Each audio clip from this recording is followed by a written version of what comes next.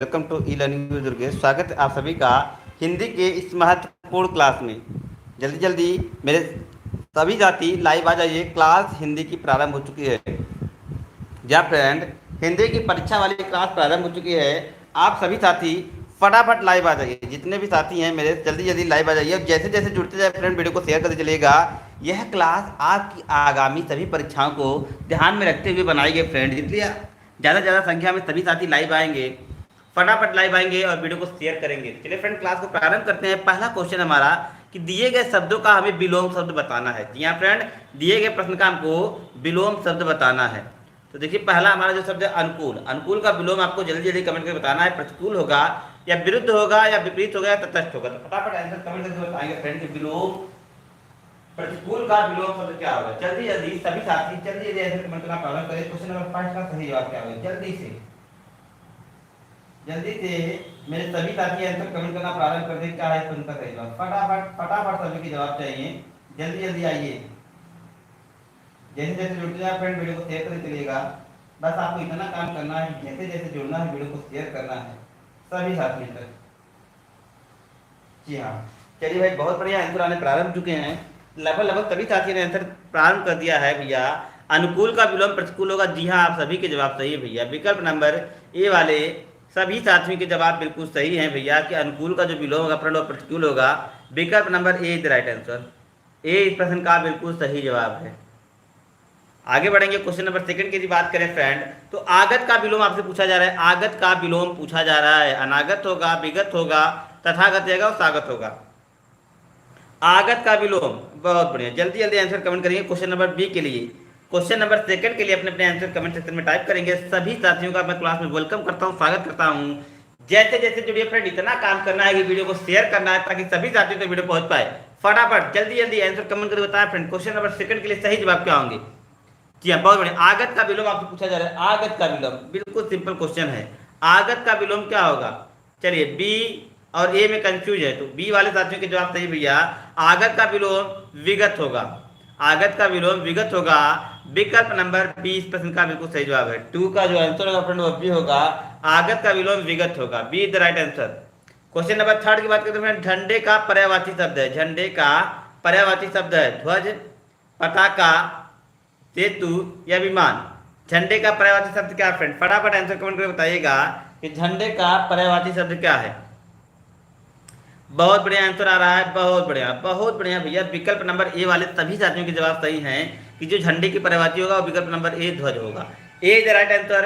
ए इस प्रश्न का बिल्कुल सही जवाब है। फटाफट एक बार जल्दी से सभी लोग वीडियो को शेयर कर दीजिएगा। वीडियो को लाइक करना, शेयर करना आपको नहीं भूलना, इतना काम आपको करना है, बाकी सारी जिम्मेदारी मेरी है। जैसे जैसे आप लोग अपनी संख्या बढ़ाएंगे वैसे वैसे प्रश्नों की संख्या भी बढ़ेगी, साथ ही साथ प्रश्न की जो पैटर्न है वो अभी थोड़ा सा टफ होंगे। तो फटाफट आंसर कमेंट करिएगा। आगामी जितनी भी आपकी भर्ती परीक्षाएं होने वाली है, जिसमें आपका यूपी ट्रिपल एससी है, उसका पेट हो गया, उसके बाद यूपीएसआई हो गया, या जितनी भी परीक्षाएं हैं जहाँ भी सामान्य हिंदी पूछा जाएगा, उन सभी परीक्षाओं के लिए बेहद महत्वपूर्ण परीक्षा वाली क्लास है फ्रेंड। तो जल्दी जल्दी आप सभी लोग एक बार वीडियो को शेयर कर दिएगा। आगे बढ़ेंगे अगले क्वेश्चन की तरफ। अगला क्वेश्चन हमारा फूल का पर्यायवाची है। फूल का पर्यायवाची शब्द है मुकुल है, निकुंज है, तुषार है या प्रसून है। फटाफट आंसर कौन बताएगा कि फूल का पर्यायवाची क्या है। जल्दी से आंसर कौन बताएंगे कि फूल शब्द का पर्यायवाची क्या है। फटाफट क्वेश्चन नंबर, जी हाँ, फूल का पर्यायवाची क्या है। मुकुल है, निकुंज है, तुषार है या प्रसून है। चलिए आंसर आने पर बहुत बढ़िया आंसर आ रहा है भैया। कुसुम, प्रसून, कुसुम, प्रसून ये सारे आपके फूल के पर्यायवाची हैं। सुमन, कुसुम, प्रसून ये सारे फूल के पर्यायवाची है, इसलिए विकल्प नंबर डी सवाल सही होगा। D is the right answer. फूल का जो पर्यायवाची शब्द है फ्रेंड हुआ है विकल्प नंबर डी प्रसून। D is the right answer. D इस प्रश्न का बिल्कुल सही विकल्प है। आगे बढ़ेंगे अगले क्वेश्चन की तरफ। निम्नलिखित में से क्या उपसर्ग नहीं है। कौन सा उपसर्ग नहीं है, कौन सा उपसर्ग नहीं है जो शब्दों के पूर्व में जुड़कर उनके अर्थ में परिवर्तन कर देता है। आ है, चिर है, प्रति है या इका है। कौन सा उपसर्ग नहीं है, प्रत्यय है। कौन सा उपसर्ग नहीं है, प्रत्यय है। बिल्कुल सिंपल सा क्वेश्चन है। सभी छात्रों के जवाब 100% आ गए हैं। बहुत बढ़िया भैया, आप सभी के जवाब सही हैं। देखिए आ उपसर्ग है, चिर उपसर्ग है, प्रति उपसर्ग है। जो उपसर्ग नहीं है, जो प्रत्यय है, वह है आपका विकल्प नंबर डी। विकल्प नंबर डी उपसर्ग नहीं फ्रेंड, प्रत्यय है। जैसे नायिका, नायक में इका प्रत्यय जुड़कर नायिका बना है, तो ये इका जो आपका वह उपसर्ग नहीं फ्रेंड बल्कि प्रत्यय है। विकल्प नंबर डी इसलिए इसका बिल्कुल सही जवाब हो जाएगा। अंधेर नगरी का अर्थ होता है फ्रेंड, अंधेर नगरी एक मुहावरा का अर्थ होता है राज्य विहीन स्थान, अन्याय की जगह, जहां अंधेरा हो या सुनसान जगह। अरे भैया बिल्कुल सिंपल है क्वेश्चन, अंधेर नगरी। अंधेर नगरी का जवाब क्या होगा? अंधेर नगरी। फटाफट आंसर कमेंट कर बताएंगे। क्वेश्चन नंबर 6 के लिए आंसर कमेंट करिएगा। अंधेर नगरी का सही जवाब, बहुत बढ़िया बहुत बढ़िया भैया। बी वाले सभी साथियों के जवाब सही हैं। अंधेर नगरी का मतलब होता है जहां पर न्याय न हो, मतलब अन्याय की जगह। विकल्प नंबर 20 प्रश्न का बिल्कुल सही जवाब है कि जिस स्थान पर परफेक्ट पूर्ण रूप से न्याय न हो वहां पर अन्याय की नगरी होती है। विकल्प नंबर 20 इसलिए इसका बिल्कुल सही जवाब हो जाएगा। आगे बढ़ेंगे। विश्व में बोली जाने वाली भाषाओं में हिंदी भाषा को बोलने का कौन सा स्थान है? दूसरा है, चौथा है, छठा है या 10वां है? विश्व में जितनी भाषाएं बोली जाती हैं उनमें हिंदी को कौन से नंबर पे बोला जाता है? कौन सा स्थान पर हिंदी को जगह मिली गई है? जल्दी से बताइए, हिंदी को किस स्थान पर बोला जाता है? फटाफट बताइएगा। विश्व में बोली जाने वाली जो भाषाएं हैं उनमें हिंदी को कौन से नंबर पे बोला जाता है? चलिए, क्वेश्चन नंबर 7 के लिए सेकंड आंसर आ रहा है। कुछ लोग ए भी कमेंट कर रहे हैं, तो ए और बी में कंफ्यूज है, तो सारी कंफ्यूजन को दूर करते हैं, सही जवाब पे पहुंचते हैं। तो चौथे नंबर की भाषा है हिंदी। जी हाँ फ्रेंड, चौथे नंबर पे हिंदी बोली जाती है। चौथे नंबर की भाषा विश्व स्तर पर हिंदी बोली जाती है। विकल्प नंबर 20 प्रश्न का बिल्कुल सही जवाब है। लगे हाथ एक प्रश्नों का और रिवीजन कर देंगे कि विश्व हिंदी दिवस तथा राष्ट्रीय हिंदी दिवस कब मनाते हैं? फटाफट कमेंट में छाप देंगे आंसर कि विश्व हिंदी दिवस और राष्ट्रीय हिंदी दिवस कब मनाते हैं। जल्दी से कमेंट सेक्शन में जाइए और आंसर को टाइप कर दीजिए, क्या है इसका सही जवाब। साथ ही साथ इसको भी क्लियर कर लीजिएगा। आगे बात करेंगे। इस देश में हिंदी भाषा का प्रयोग लिखने व बोलने में किया जाता है। निम्नलिखित में से कौन सा ऐसा देश है जहां पर हिंदी भाषा का प्रयोग लिखने व बोलने में किया जाता है? ऑस्ट्रेलिया में तो नहीं किया जाता, दक्षिण अमेरिका में भी तो नहीं किया जाता, ना पाकिस्तान में किया जाता भैया, मॉरिशस में किया जाता है। विकल्प नंबर डी इस प्रश्न का बिल्कुल सही जवाब हो जाएगा। विकल्प नंबर डी इस प्रश्न का भी बिल्कुल सही जवाब हो जाए। बहुत बढ़िया, छाप दिया साथियों ने, बहुत अच्छा। 10 जनवरी 1975 विश्व हिंदी दिवस और 14 सितंबर 1949 से राष्ट्रीय हिंदी दिवस मनाया जाता है। बहुत बढ़िया, लगे रहिए, बस इसी तरीके से जवाब चाहिए। निश्चित तौर पर हम कामयाबी की तरफ एक कदम और आगे बढ़ा रहे हैं, बस तैयारी को अपनी हुकार करते रहिएगा। आगे बात करेंगे अगले क्वेश्चन की तरफ। भर पेट में कौन सा समास प्रयुक्त हुआ है? फ्रेंड, भर पेट में कौन सा समास प्रयुक्त हुआ है? भरपेट का मतलब भर क्या है? पहला जो शब्द है वह अव्यय है। भरपेट में पहला जो शब्द है फ्रेंड अव्यय है, तो आप जानते हैं कि जिस समास का पहला पद अव्यय होता है उसे अव्ययी भाव समास कहते हैं। इसलिए विकल्प नंबर ए इस प्रश्न का बिल्कुल सही जवाब हो जाएगा। विकल्प नंबर ए इस प्रश्न का बिल्कुल सही जवाब हो जाएगा। भरपेट में अव्ययी भाव समास है। बहुत बढ़िया। आगे चलेंगे। जो शीत प्रसन्न हो जाए, जो शीघ्र प्रसन्न हो जाए उसे कहेंगे प्रसन्नाचित, प्रसून, प्रसन्ना या आशुतोष। जो बालक या जो व्यक्ति शीघ्र प्रसन्न हो जाए उसे हम किसकी संज्ञा देते हैं? क्या उसे हम प्रसन्नचित कहेंगे, क्या प्रसून कहेंगे, प्रसन्ना कहेंगे या आशुतोष कहेंगे? जल्दी से आंसर बताइएगा भाई कि जो व्यक्ति शीघ्र प्रसन्न हो जाए उसके लिए एक शब्द होता है आशुतोष। विकल्प नंबर डी के साथ चलेंगे, डी द राइट आंसर, कि ऐसा व्यक्ति जो तुरंत प्रस्तुत हो जाए उसे हम आशुतोष कहते हैं। आगे बात करेंगे क्वेश्चन नंबर 11 की, कि पाप करने के बाद स्वयं दंड पाना प्रताड़ना होता है, पश्चाताप होता है या प्रायश्चित होता है या हार मान लेना होता है? पाप करने के बाद स्वयं दंड पाना किस प्रकार का जो है, इसके लिए एक शब्द क्या होता है? जल्दी से आंसर करिएगा भाई। पाप करने के लिए स्वयं दंड पाना, फटाफट आंसर कमेंट करके बताएंगे। बिल्कुल सिंपल करें भैया, आप पाप करने के बाद यदि स्वयं को दंड देते हैं तो मतलब आप क्या है, अपने आप को प्रायश्चित करते हैं। जैसे क्या होते हैं कि माता पिता अपने बच्चों को डांटने फटकारने मारने के बाद तुरंत अब खुद ही पीड़ा महसूस करती हैं, खुद ही उनको बहुत गिलानी होती है, इसी को कहते हैं प्रायश्चित करना। सी द राइट आंसर, सी इस विकल्प का बिल्कुल सही जवाब है। सी वाले मेरे सभी साथियों के जवाब 100% सही है, प्रायश्चित द राइट आंसर। आगे बढ़ेंगे। दो समवर्ती वर्णों के मेल से जो विकार उत्पन्न होता है उसे कहते हैं अव्यय, प्रत्यय, समास या ध्वनि। बात वर्णों की मेल की हो रही है। बात जहां पर वर्णों के मेल की होती है फ्रेंड, वहां पर संधि की निष्पत्ति होती है। जब जहाँ पर दो समीप के वर्ण आपस मिलकर विकार उत्पन्न करते हैं वहाँ पर संधि की निष्पत्ति होती है, और जहाँ पर दो शब्दों के मेल से एक नया शब्द बनता है वहाँ पर समास की उत्पत्ति होती है। तो वर्ण और शब्द में अंतर रखिएगा, शब्द मिलेंगे समास तो वर्ण बनेंगे तो संधि। विकल्प नंबर डी इस प्रश्न का बिल्कुल सही जवाब है, D is the right answer, संधि इसका बिल्कुल सही जवाब हो जाएगा। आगे बात करेंगे, सही मुहावरे का चयन करना है हमको। पूछा जा रहा है आखिर एक दिन अत्याचार का भी अंत होगा और अत्याचारी अपने दुष्कर्मों के लिए स्वयं सिर धुनता है, कलेजे पर हाथ रखता है, असमंजस पड़ जाता है, फूट फूट कर रोता है। बिल्कुल सिंपल सा मुहावरा है फ्रेंड। कह रहा है कि आखिर एक दिन अत्याचार का अंत होगा, अत्याचारी अपने दुष्कर्मों के लिए स्वयं फूट फूट कर रोएगा, या असमंजस में पड़ जाएगा, या कलेजे पर हाथ रखेगा, या सिर धुनेगा। आप लोग आंसर कमेंट करके बताइएगा क्वेश्चन नंबर 13 का सही जवाब क्या है। चलिए डी कमेंट कर रहे हैं, कह रहा है एक दिन अत्याचार का अंत हो जाएगा, अत्याचारी अपने दुष्कर्म के लिए स्वयं सिर धुनता है। स्वयं तो धुनता है मतलब अपना माथा पटकता है, स्वयं अपना माथा पटकेगा अपने अपराधों के लिए। इसलिए विकल्प नंबर ए इस प्रश्न का बिल्कुल सही जवाब हो जाएगा, ए is the right answer, A इस प्रश्न का बिल्कुल सही जवाब है। आगे बढ़ेंगे, कुरुक्षेत्र के रचनाकार के बारे में आपसे पूछा जा रहा है। कुरुक्षेत्र के रचनाकार कौन है, जल्दी से कमेंट सेक्शन में छाप दीजिए सभी साथी आंसर। कुरुक्षेत्र के रचनाकार है, बहुत ही इंपॉर्टेंट रचना है, बड़े ही मजेदार कवि को लिखा है। जी हाँ, रामधारी सिंह दिनकर, बिल्कुल विकल्प number A is the right answer, B is the right answer. Question number 40 का कुरुक्षेत्र को जिसने लिखा है फ्रेंड वो है रामधारी सिंह दिनकर। विकल्प नंबर ए 14 का बिल्कुल सही जवाब है, Ramdhari Singh Dinkar is the right answer. एक बार फिर से वीडियो को शेयर कर दीजिएगा सभी साथी, जल्दी से वीडियो को शेयर करिएगा। कुरुक्षेत्र के रचनाकार हैं आपके रामधारी सिंह दिनकर। आइए, पुल्लिंग परिवर्तन का सही विकल्प है सामग्री सम्राट, ठाकुर ठकुराइन ठाकुर, कवित्री कवि, रानी राज। बिल्कुल सिंपल था, देखिए क्वेश्चन है। आई होप आप सभी के जवाब 100% सही होंगे। क्वेश्चन नंबर 15 के लिए आंसर कमेंट करिएगा। सामग्री सम्राट परिवर्तन पूछा जा रहा है, लिंग परिवर्तन में सही से कौन सा है। अरे भैया बिल्कुल सिंपल क्वेश्चन है, इसके तो जवाब जल्दी से आंसर कमेंट करिएगा, सही से सही आंसर कमेंट करिए फटाफट, इस क्वेश्चन के लिए सही आंसर कमेंट करिएगा। सामग्री कौन सा सही विकल्प है, बहुत बढ़िया फ्रेंड, विकल्प number A the right answer, सामग्री सम्राट। सामग्री सम्राट यह यहाँ पर पुल्लिंग परिवर्तन का सही विकल्प है, बाकी सब में गलतियां हैं, बाकी ए बी सी डी सब में गलतियां हैं। विकल्प number A the right answer. आगे बात करेंगे, गरीबों के लिए निमित्त धन इकट्ठा करो में कौन सा कारक है।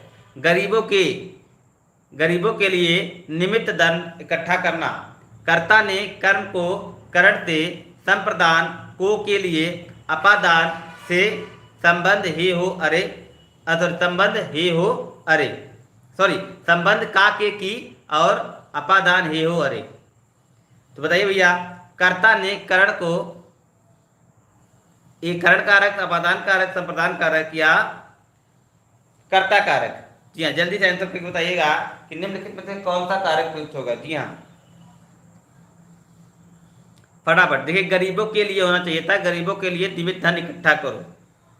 विकल्प नंबर 30 प्रश्न का बिल्कुल सही जवाब है, विकल्प नंबर 30 राइट आंसर, संप्रदान कारक यहाँ पर बिल्कुल सही जवाब होगा।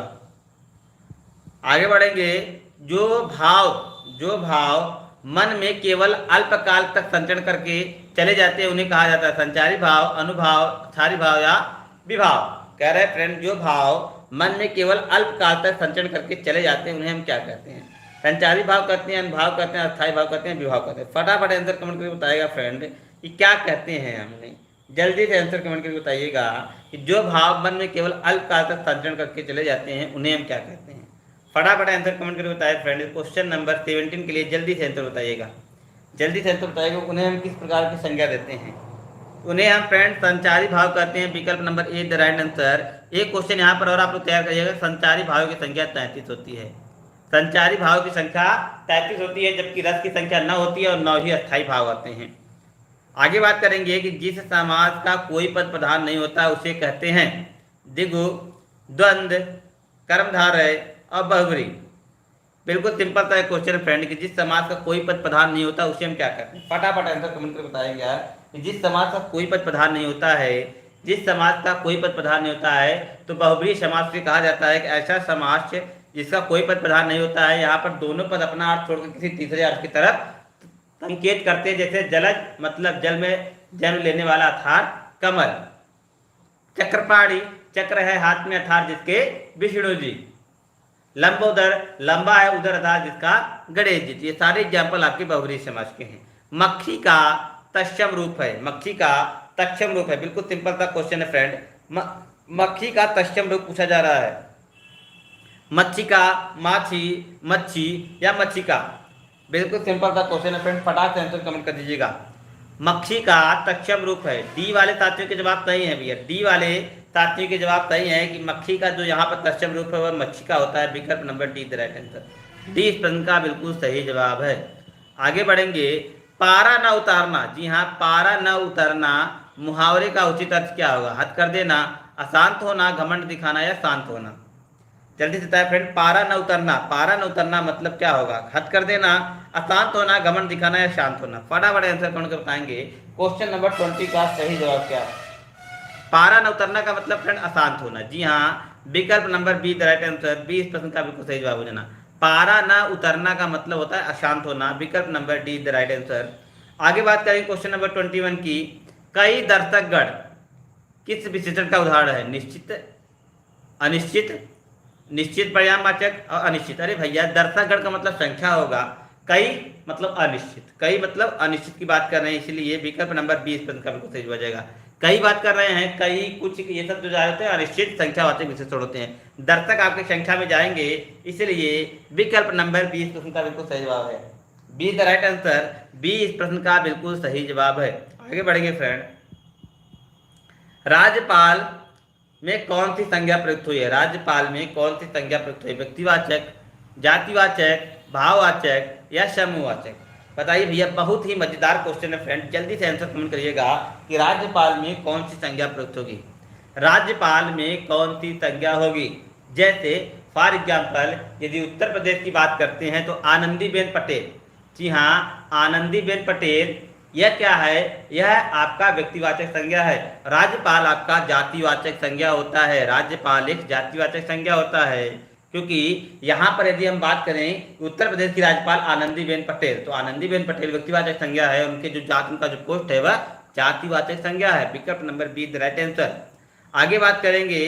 हाथ कंगन को आरती का, पढ़े लिखे को फारसी का, लोकोक्ति का सही अर्थ है। कंगन पहनने पर सुंदरता बढ़ जाती है। सुंदर व्यक्ति को कंगन की जरूरत नहीं पड़ती।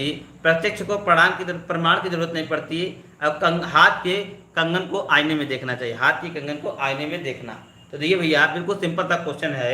हाथ कंगन को आरती का, पढ़े लिखे को फारसी का, इस मुहावरे का अर्थ जल्दी से आंसर करना। बहुत बढ़िया आंसर आना प्रारंभ हो चुका है, बहुत अच्छा, बहुत अच्छा फ्रेंड। कि प्रत्यक्ष को प्रमाण की आवश्यकता नहीं होती। यदि आप सुंदर हैं तो किसी भी प्रकार के सजावट की आवश्यकता आपको नहीं है।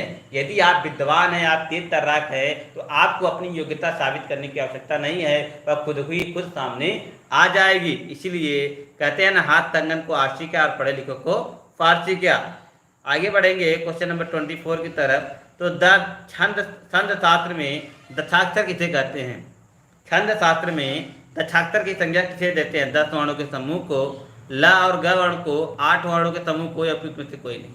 क्या फ्रेंड, छंद शास्त्र में दशाक्षर किसे कहते हैं? जल्दी से आंसर कमेंट करके बताइएगा 24 का सही जवाब क्या हो जाएगा। छंद शास्त्र में दशाक्षर वर्ण जो होता है वह ला और ग वर्णों को कहते हैं। विकल्प नंबर 20 प्रश्न का बिल्कुल सही जवाब है। थोड़ा सा यूनिक क्वेश्चन है। छंद शास्त्र में दशाक्षर वर्ण जो है ल और ग वर्णों को कहते हैं। आगे, निम्नलिखित में से कौन सा शब्द स्त्रीलिंग में प्रयुक्त हुआ है?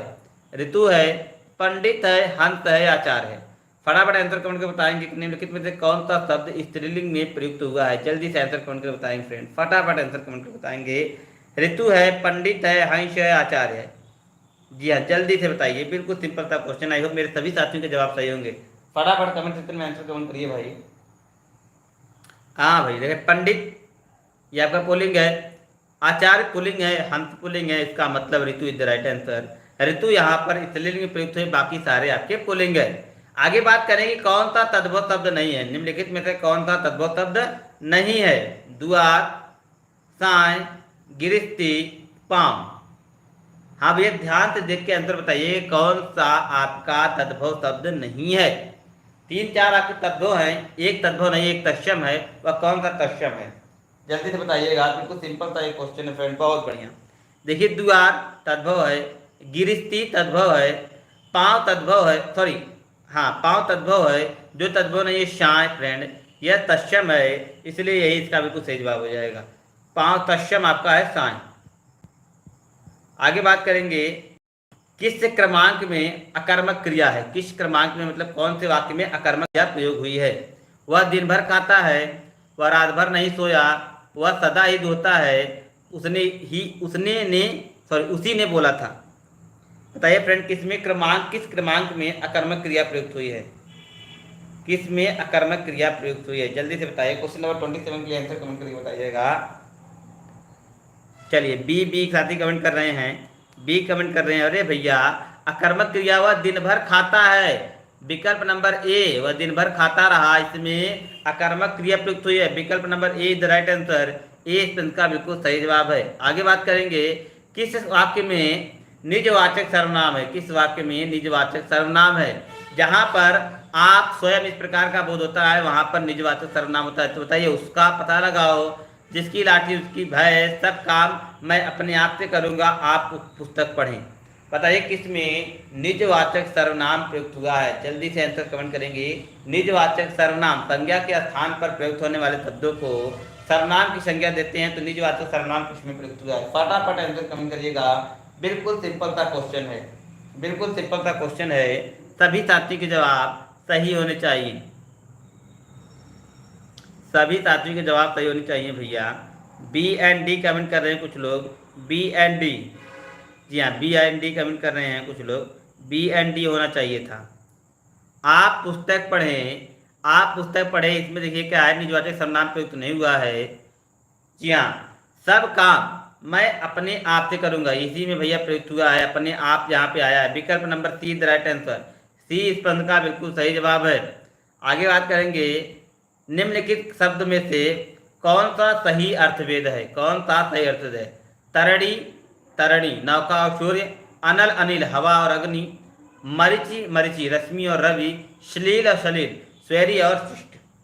जी हाँ फटाफट बताइए क्या है इस प्रश्न का सही जवाब, कौन सा अर्थ यहाँ पर सही प्रयुक्त हुआ है, फटाफट आंसर बताइएगा। बिल्कुल सिंपल सा क्वेश्चन है फ्रेंड, बहुत सिंपल सा क्वेश्चन है।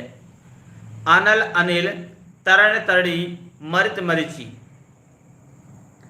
चलिए विकल्प नंबर 30 का बिल्कुल सही जवाब है क्वेश्चन नंबर 29 का। मरीचि का अर्थ होता है रश्मि और मरीचि का अर्थ होता है रवि। विकल्प नंबर 30 प्रश्न का बिल्कुल सही जवाब है। आगे बात करेंगे क्षत्रज्ञ किस प्रकार के व्यंजन है, क्षत्रज्ञ किस प्रकार के व्यंजन है। बहुत सिंपल सा क्वेश्चन पूछ लिया गया है। जी आप बहुत बढ़िया, यह आपका संयुक्त व्यंजन है, यह आपका संयुक्त व्यंजन है, बहुत बढ़िया फ्रेंड। जी हाँ क्षत्रज्ञ एक संयुक्त व्यंजन है, विकल्प नंबर 30 राइट आंसर। तो ये था फ्रेंड आज का आपका कंप्लीट क्लास। आई होप आप लोगों ने क्लास को एंजॉय किया है। तो ये वीडियो इसी को हम समाप्त करते हैं यहाँ पर। जुड़े रहिए ई लर्निंग विद दुर्गेश के साथ। Best of luck, thank you, good bye.